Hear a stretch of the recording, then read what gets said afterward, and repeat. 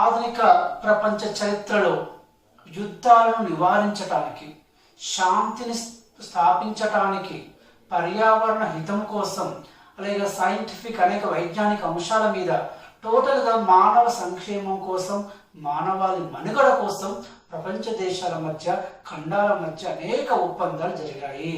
So ఈ అంతర్జాతీయ ఒప్పందాల అంతిమ లక్ష్యం యుద్ధాలను నివారించడం, పర్యావరణాన్ని కాపాడటం. ఈ వెలుగులో మరి కీలక పాత్ర పోషించిన ఆ ముఖ్యమైన ట్రీటీస్ అగ్రిమెంట్స్ను మనం నేర్చుకుందాం. సో ఇక్కడ ఎన్టీబీటీ మీకు తెలుసు, రెండవ ప్రపంచ యుద్ధంలో అమెరికా జపాన్ నగరాలపై వేసిన అణుబాంబుల వల్ల న్యూక్లియర్ ఆర్మ్స్, అణ్వాయుధాలు ఎంతటి వినాశనాన్ని తెచ్చిపెడతాయో ప్రపంచం అంతా చూసింది. సో ఈ వెలుగులో మరి ప్రపంచ దేశాలన్నీ కూడా అణ్వస్త్రాలను నిరోధించాలని, అణ్వస్త్రాలను ఒక శాంతియుత, ఒక నిర్మాణాత్మకంగా వాడుకోవాలని ప్రపంచ దేశాలు మరి ఒక అభిప్రాయానికి వచ్చాయి. ఈ వెలుగులో మరి ఏర్పడ్డ తొలి ఒక ఒప్పందం, సంధి NTBT, nuclear test ban treaty. Nuclear test ban treaty. మనకు వీటి యొక్క అబ్రివేషన్స్, వీటి యొక్క ఎక్స్పాన్షన్ ఫార్మ్స్ కూడా అడుగుతూ ఉంటాడు. ఎన్టీబీటీ అనగా కింద 4 ఆప్షన్స్ ఇస్తాడు. సో ఎన్టీబీటీ అంటే nuclear test ban treaty. Nuclear test ban treaty ఇది 1963లో ఏర్పడింది. మరి ప్రపంచ దేశాలన్నీ, కీలక దేశాలన్నీ కూడా దీన్ని రాటిఫై, ఆమోదించాయి. మరి దీని ప్రకారం ఏమిటంటే అణ్వాయుధాలు గల దేశాలు అణ్వస్త్ర పరీక్షలను నేల మీద కానీ, వాతావరణంలో కానీ, సముద్రంలో కానీ చేయరాదు. నేలపై, వాతావరణంలో, సముద్రంలో అణ్వస్త్ర పరీక్షలను నిషేధించడం కోసం ప్రపంచ దేశాలు ఏర్పాటు చేసిన ఒప్పందం పేరే ఎన్టీబీటీ. దీని అప్పుడప్పుడు పాక్షిక అణ్వస్త్ర పరీక్ష నిరోధక సంధి అని కూడా దీన్ని పిలుస్తారు. ఆ పరంపరలో ఏర్పడిన మరొక ఇంటర్నేషనల్ ట్రీటీ ఏమిటంటే ఎన్పిటి. ఎన్పిటి అంటే న్యూక్లియర్ నాన్ ప్రొలిఫరేషన్ ట్రీటీ, అణ్వస్త్ర వ్యాప్తి నిరోధక ఒప్పందం. అణ్వస్త్ర వ్యాప్తి నిరోధక ఒప్పందం. సో ఇది ఎన్టీబీటీ కంటే మరింత ప్రగతిశీలమైంది. సో ఈ అణ్వస్త్ర వ్యాప్తి నిరోధక ఒప్పందం మామూలుగా 1968లో దీన్ని రూపొందించారు. 1970 నుండి ఇది అమల్లోకి వచ్చింది. సో ఈ ఎన్పిటిలో భారత్ కానీ, పాకిస్తాన్ కానీ, ఇరాన్ కానీ లేవు. మిగతా ప్రపంచ దేశాలు దీన్ని ఆమోదించాయి. సో ఈ న్యూక్లియర్ నాన్ ప్రొలిఫరేషన్ ట్రీటీలో ఉన్న 3 అంశాలు ఏమిటంటే అణ్వస్త్రాలు గల దేశ, అణ్వస్త్ర సాంకేతిక పరిజ్ఞానం గల దేశాలు ఆ సాంకేతికతను నాన్ న్యూక్లియర్ స్టేట్స్కి అందించొద్దు. అంటే అణు సాంకేతిక పరిజ్ఞానం లేని దేశాలకు అందించొద్దు. తర్వాత అణ్వస్త్రాలను శాంతియుత ప్రయోజనాల కోసం ఉపయోగించాలి. 3వ అంశం ఏమిటంటే అణ్వస్త్ర సాంకేతిక పరిజ్ఞానాన్ని లేని దేశాలు ఆ సాంకేతిక పరిజ్ఞానము రూపొందించడం కోసం కృషి చేయకూడదు. ఇవి ఎన్పిటిలోని కీలక అంశాలు. సో ఈ ఎన్పిటిని 1995 నుండి ఇది నిరవధికంగా అమలులోకి వచ్చింది.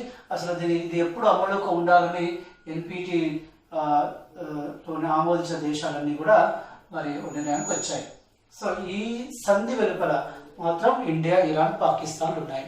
తర్వాత అణ్వస్త్ర నిరాయుధీకరణ పరంపరలో ఏర్పడిన మరో ఒప్పందం సిటిబిటి.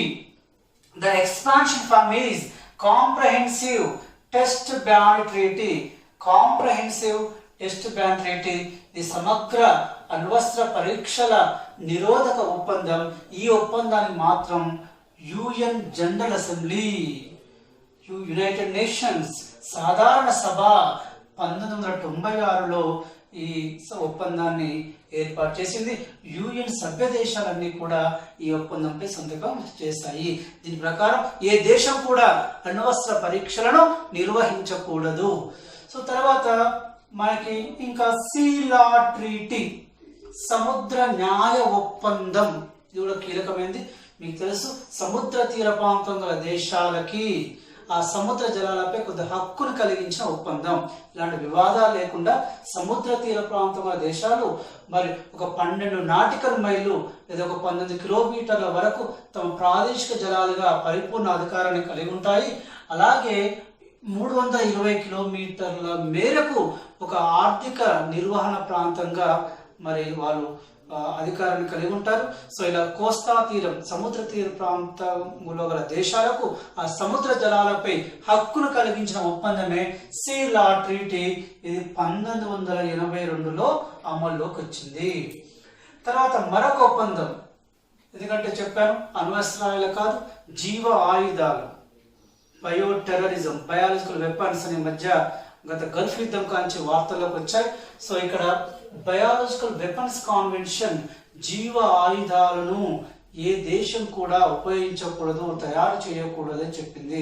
ఎందుకంటే మరి మనం గల్ఫ్ యుద్ధంలో ఆంథ్రాక్స్ అనే బాసిల్లస్ ఆంథ్రోసిస్ అనే బ్యాక్టీరియా పౌడర్ని అమెరికాలో ఉన్న పౌడర్లకు కవర్లోకి వచ్చింది. అమెరికాలోని వాతావరణంలో అక్కడ పరిసరాల్లో ఆ ఆంథ్రాక్స్ పొరలతోటి ఆంథ్రోసిస్ అనే వ్యాధి అక్కడ మనుషులకు జంతువులకు రావడం జరిగింది. సో అది ఒక తయారు చేసిన ఒక బయోటెక్నాలజీతో రూపొందించిన బ్యాక్టీరియా అని మధ్య వార్తలు వచ్చాయి. వాటిని అమెరికా ఏమన్నదంటే వెపన్స్ ఆఫ్ మాస్ డిస్ట్రక్షన్ ఉంది, వెపన్స్ ఆఫ్ మాస్ డిస్ట్రక్షన్, జన హనన ఆయుధాలని. అయితే మరి ఈ వ్యాధులను కలిగించే ఈ బ్యాక్టీరియా కానీ వైరస్ కానీ మరి శత్రు దేశాలపై వదిలేస్తే అక్కడ ఉన్న పర్యావరణాన్ని, జంతుజాలాన్ని, మన మానవులపై తీరని నష్టాన్ని చేస్తాయి. సో దేశాల మధ్య ఎంత సంఘర్షణ వచ్చినా ఈ హానికర సూక్ష్మజీవులను ఆయుధాలుగా ఉపయోగించకూడదు అని చెప్పే ఒప్పందమే biological weapons convention. Biological weapon convention ఇది 1972లో అమల్లోకి వచ్చింది. ఈ మధ్య COVID-19 కూడా ఒక బయోటెక్నాలజీ ఇంజనీర్డ్ ఒక మైక్రో అంటున్నారు. సో ఒక వివాదం కొనసాగుతూ ఉంది. తర్వాత మనం outer space treaty. Outer space treaty మీకు తెలుసు, ప్రపంచం బైపోలార్ వరల్డ్, ద్విధ్రువ ప్రపంచంగా మారింది. ఒక శిబిరానికి సోవియట్ రష్యా నాయకత్వం వహించింది, మరొక శిబిరానికి USA నాయకత్వం వహించింది. ఈ రెండు దేశాల మధ్య కోల్డ్ వార్ జరిగింది. మరి యుద్ధ రీతులు వినూత్నమైన రీతులకు ఎగవాకాయి. అంతరిక్షంలో కూడా ఆయుధాలను నిల్వ చేసుకోవడం, అంతరిక్షంలో కూడా ఆయుధ పరీక్షలు చేయడం వంటి ఒక స్టార్ వార్ యుద్ధాలకు కూడా అమెరికా, రష్యా మరి ప్రయత్నం చేశాయి. సో అంతరిక్షాన్ని ఒక యుద్ధ రహిత ప్రాంతంగా ఉంచాలి అని మరి ఏర్పడ్డ ఒప్పందమే ఔటర్ స్పేస్ ట్రీటీ. 1967లో యునైటెడ్ నేషన్స్ జనరల్ అసెంబ్లీ ఈ ఔటర్ స్పేస్ ట్రీటీని ఆమోదించింది. సభ్య దేశాలను కూడా ఆమోదించాయి. అంతరిక్షంలో ఎలాంటి యుద్ధ కార్యక్రమాలు నిర్వహించరాదు, యుద్ధాల సామాగ్రి నిల్వ చేయరాదు. తర్వాత రోటర్డామ్ కాన్వెన్షన్. ఇది రోటర్డామ్ హాలండ్లోని ఒక నగరం.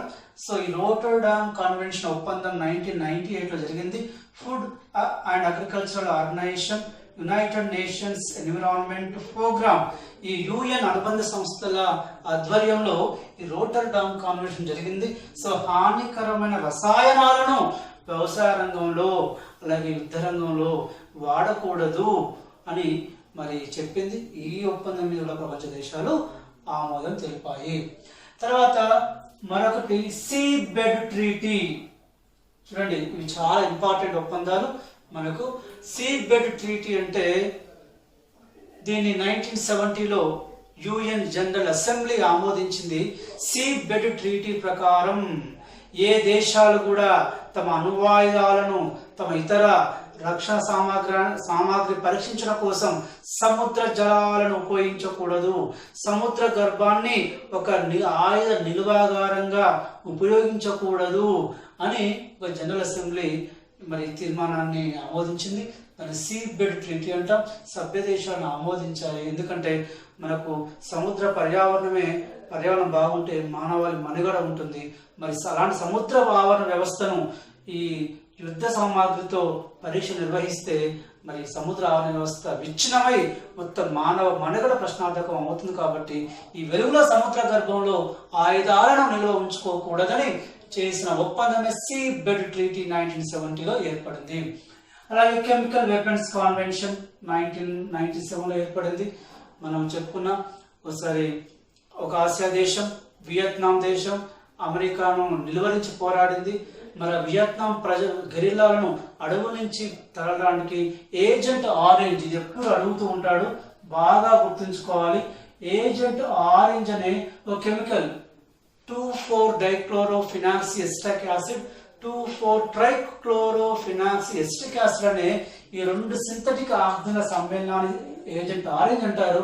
ఏజెంట్ ఆరెంజ్ ను అమెరికా రక్షణ దళాలు వియత్నాం అడవుల్లో ప్రయోగించడం ఫలితంగా అక్కడ అడవులను నాశనం అయ్యాయి. ఎందుకంటే గెరిల్లాలను వెలుపల తీసుకెళ్ళడానికి చాలా లక్షలాది మంది ప్రజలు చనిపోయారు.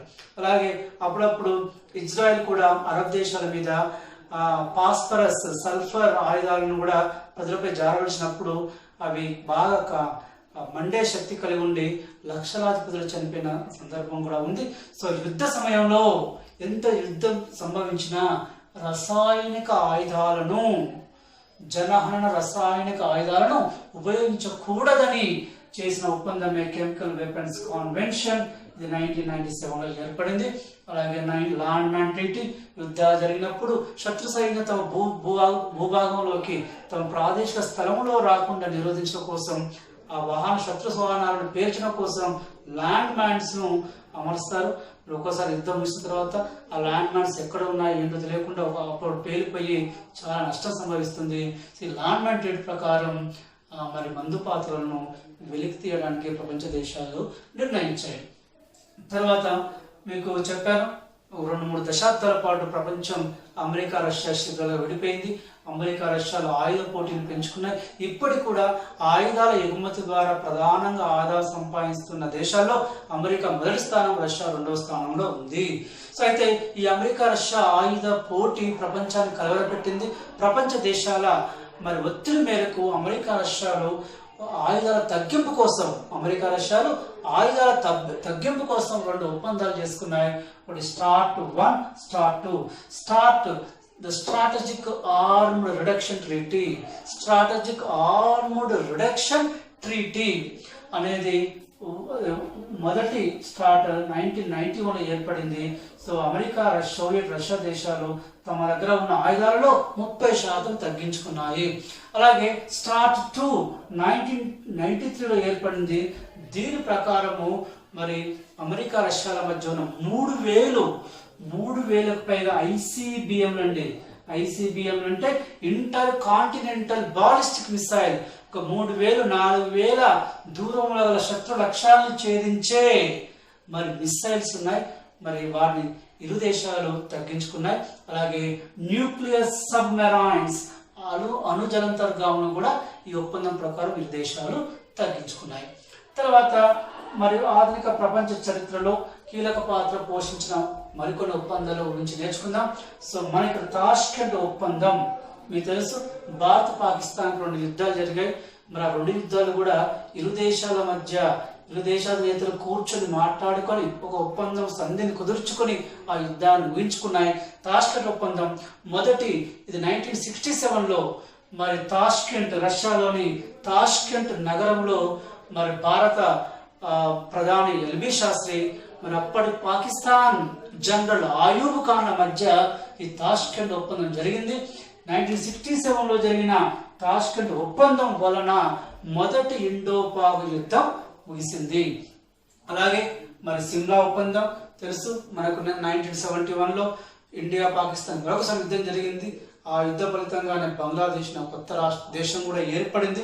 అయితే 2వ ఇండో-పాక్ యుద్ధం ముగియటానికి మరి అప్పటి పాకిస్తాన్ ప్రధాని జుల్ఫికర్ అలీ భుట్టో, భారత ప్రధాని ఇందిరాగాంధీలు మరి సిమ్లా, హిమాచల్ ప్రదేశ్ సిమ్లా నగరంలో సమావేశమై ఒక ఒప్పందాన్ని ఏర్పాటు చేసుకున్నారు. సిమ్లా ఒప్పందం 1972లో పాక్ ప్రధాని జుల్ఫికర్ అలీ భుట్టో, భారత ప్రధాని ఇందిరాగాంధీ మధ్య జరిగింది. ఫలితంగా 2వ ఇండో-పాక్ యుద్ధం ముగిసింది. తర్వాత పంచశీల ఒప్పందం చూడండి.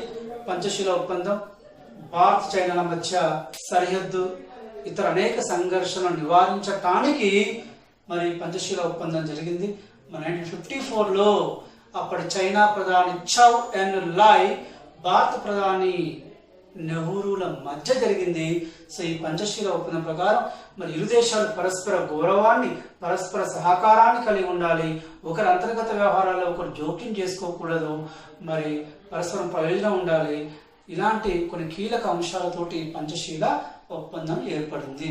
తర్వాత మీకు తెలుసు, భారత్ రక్షణ వ్యవస్థలో ఉన్న దాదాపు 70% సామాగ్రి మనకంతా రష్యా నుండి వచ్చింది. ఇప్పటికి కూడా మన దగ్గర ఉన్న జలంతర్గాములు, మన దగ్గర ఉన్న విమానవాహక నౌకలు, మన దగ్గర మిగ్ విమానాలు, అనేక ప్రధానంగా 70% రక్షణ సామాగ్రి భారతదేశం రష్యా నుండి దిగుమతి చేసుకుంటుంది.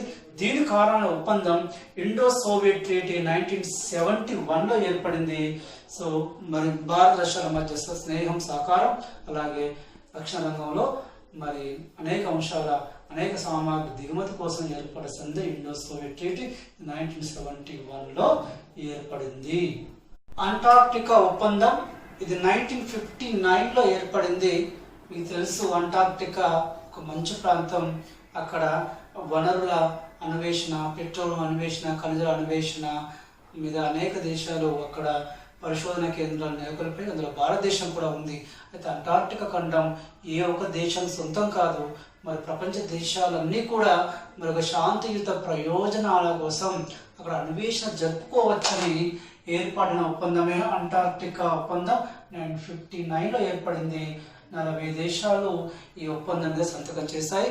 అంటార్క్టికా ఖండాన్ని మరి శాంతియుత ప్రయోజనాల కోసం మాత్రమే అక్కడ అన్వేషణ చేపట్టాలని సంతకం చేశాయి. తర్వాత మాస్ట్రిచ్ ఒప్పందం మీ అందరికీ తెలుసు. ప్రపంచం అమెరికా, సోవియట్ రష్యా శిబిరాలుగా విడిపోయిన సందర్భం ఉంది. ఆర్థిక రంగంలో, అలాగే పారిశ్రామిక రంగంలో, వ్యవసాయ రంగంలో, టెక్నాలజీ అన్ని రకాలుగా ఈ రెండు కూటముల పైచేయ ఉంది. అయితే సోవియట్ రష్యా,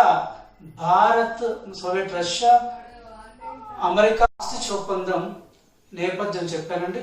రష్యా అటు అమెరికా రెండు కూటములు ధీటుగా ఐరోపా ఖండాలు ఆర్థిక, పారిశ్రామిక, వైజ్ఞానిక, సాంకేతిక రంగంలో ఈ రెండు కూటములకు ధీటుగా ఎదగడానికి ఐరోపా ఖండ దేశాలు ఒక యూనియన్ ఏర్పాటు చేసుకున్నాయి.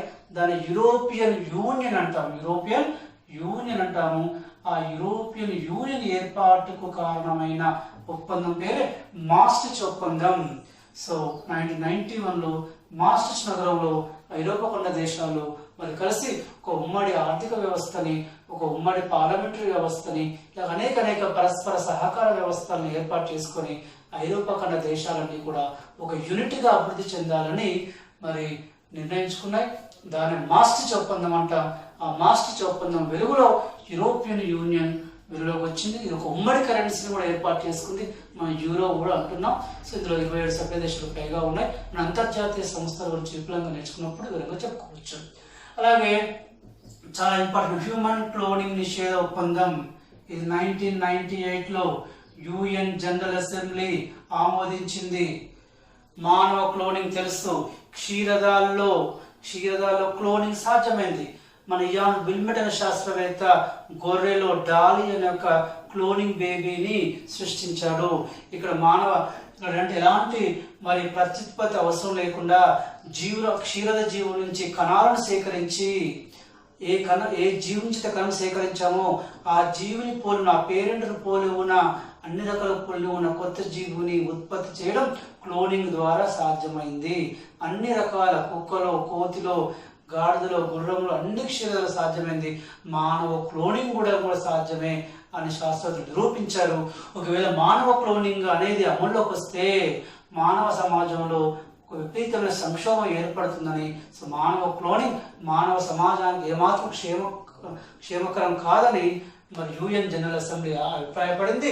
ఆ మానవ క్లోనింగ్ నిషేధిస్తూ 1998లో మరి యుఎన్ జనరల్ అసెంబ్లీ ఆమోదం తెలిపింది.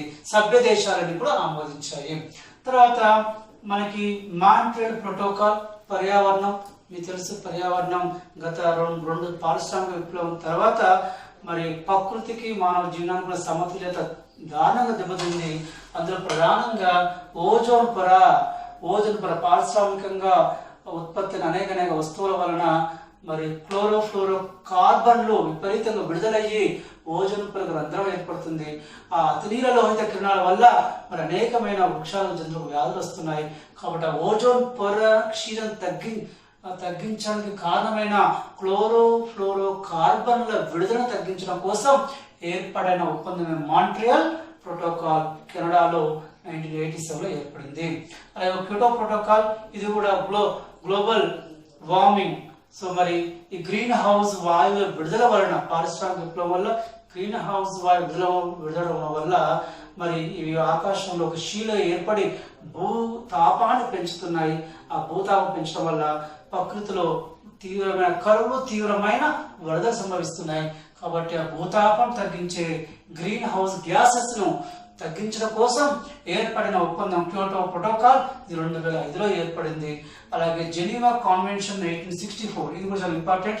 మరి దేశాల మధ్య యుద్ధాలు జరుగుతున్నప్పుడు మరి శత్రు దేశాల సైనికులు బందీలుగా చేజిక్కించుకున్నప్పుడు మన యుద్ధ ఖైదుల హోదా ఇవ్వడం కోసం, అలాగే యుద్ధ రంగంలో గాయపడ్డ ఇరుపక్షాల సైనికులకు సహాయక చర్యలు అందించే సేవా సంస్థలను అనుమతించడం అనేది జెనీవా కాన్వెన్షన్ లో ఒక కీలకమైన అంశం.